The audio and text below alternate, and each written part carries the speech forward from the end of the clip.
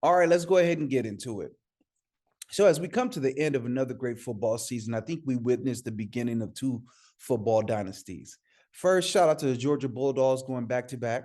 And then we have the Kansas City Chiefs winning two Super Bowls in the last 4 years, four straight AFC championship appearances, which they've hosted. I think it's a great time. But as the saying goes, grand opening, grand closing. With every beginning, there's an end. I think the end in the NFL for dynasties are the New England Patriots, and we'll get to that at a different topic. But for today, the end in college has to be the Alabama Crimson Tide. And I'll give you two reasons why, and I'll sprinkle a little bit of a cherry on top at the end. Roll time, upgrade. Roll Tide. Roll Tide. Get sauce. Roll Tide. Roll Tide.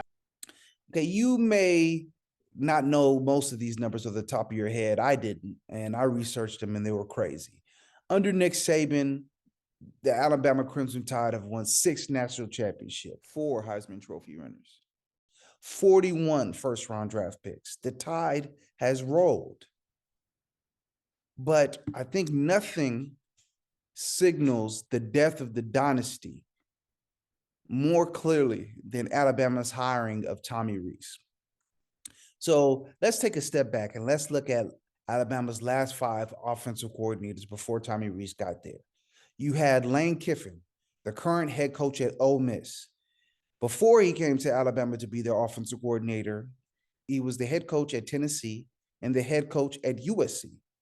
You have Brian Daboll, the current head coach of the New York Giants. Offensive coordinator. He was an NFL offensive coordinator. You have Mike Locksley. Before he was the Alabama offensive coordinator, he was the Maryland offensive coordinator and the Maryland head coach. He has returned to Maryland again as their head coach. We have Steve Sarkisian, the current Texas head coach. Before he was at Alabama, he was the USC head coach. Then you have Bill O'Brien, currently in the NFL coordinating the New England Patriots. Before he went to Alabama, he was the Penn State head coach, and he was the Houston Texans of the National Football League's head coach. And then you have Tommy Rees, who was the Notre Dame offensive coordinator. And that's it. Let's play a Sesame Street game. Which one of these do not belong? Which one of these are not like the others? So you see this, the quality there is dropping.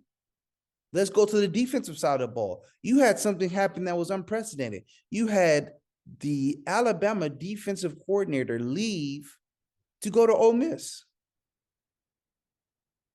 That never happens. Leave on a lateral? Nick Saban?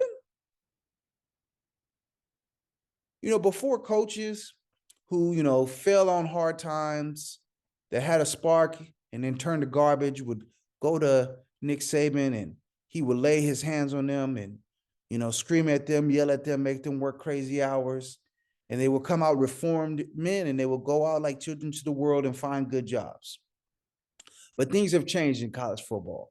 Obviously, the money is there, but I think also two things that are really underrated is the respect, value, and lastly, these coaching trees are getting younger. So let me tackle that last part, coaching trees getting younger. Let's take someone like Cliff Kingsbury, for example. He was the head coach at Texas Tech. And he got hired on to be the offensive coordinator at USC.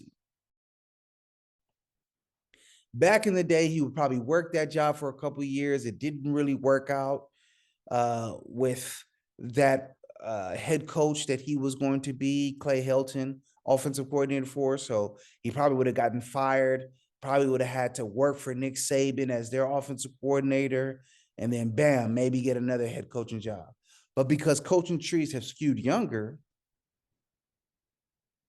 Cliff Kingsbury is able to parlay his relationship with Sean McVay, completely rebuke his commitment to USC, and become the Cardinals head coach. So there's a whole bushel full of candidates, there's a whole type of candidate that would be prime Nick Saban coordinating material that he just doesn't have access to anymore. And then the money and respect situation is clearly what happened to Ole Miss. Why would I stay at Alabama and work these hard hours and get these ass chewing? You know, Lane Kiffin looks young, but he's a grown man. When I can make more money and have more respect at Ole Miss, right? So one, my first point is coaching. He's just lost the coaching advantage that he used to have. Second is recruiting. Now, I know I already heard the pushback. I can hear it through my computer. We had the #1 recruiting class. What you mean we were recruiting? We were the #1 recruiting class. Listen, I think the recruiting metrics are broken and have been broken for some time. I don't care that you got the first linebacker. I don't care that you got the #2 D tackle and the first guard and the #3 center. I don't care about any of that. What I do care about in your recruiting class is who's your quarterback and who's your wide receivers. Now, I think the quarterback one is known. Everybody knows the most important position in football is quarterback. Even Nick Saban has acquiesced to this, saying that to win national championships now, you got to throw the ball. But I think what changed, really crystallized and changed the last 2 or 3 years is you need receivers that this quarterback is throwing the ball to. He can't just be throwing to some bums. He has to throw to some elite receivers. So if we look at Alabama's class this year, quarterbacks shaky. If we look at the incoming starters, if we look at the starters who are already there, Jalen Monroe, he ain't it. He's a young kid. He might get better, but I'm going to just tell you, I watched him 3 games very vividly. He ain't it. He ain't it. And the receivers that you had last year were very pedestrian. So you might say, hey, I'm nitpicking, this isn't true, but ask yourself, who was getting these #1 classes before? It was Texas A&M. And who is their receivers? And who is their quarterbacks? Exactly. And that's why they haven't won anything.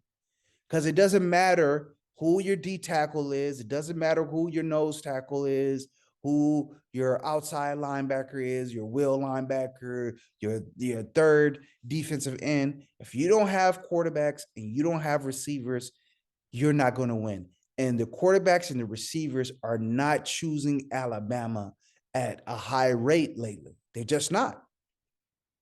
And the key to their success previously was not only were these guys choosing them, there was a factory. You went from Jalen Hurts to Tua to Mac Jones to Bryce Young. Most of these guys were in the same quarterback room with each other. There was just one waiting for the baton to be handed to them. Remember that game that we played before? Which one doesn't belong? Jalen Monroe, he ain't it. Jalen Monroe, he ain't it. And then another recruiting advantage that Alabama has lost is the ability to gray shirt. This is where guys were going to Troy, we're going to Southern Alabama, who wanted to go to Alabama as 3- and 4-star recruits. There wasn't scholarships available for them.